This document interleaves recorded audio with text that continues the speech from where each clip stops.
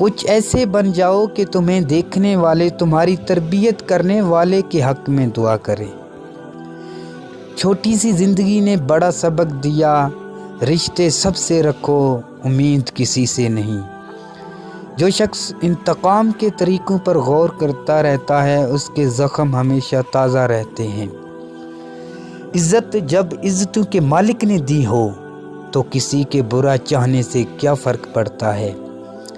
हादसों की ज़िद में हैं तो क्या मुस्कुराना छोड़ दें, ज़लज़लों के खौफ से क्या घर बनाना छोड़ दें।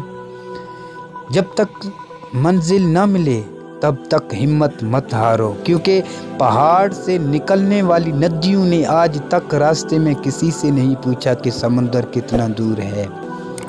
ज़िंदगी में कदम, कलम और कसम हमेशा सोच समझकर उठाना चाहिए।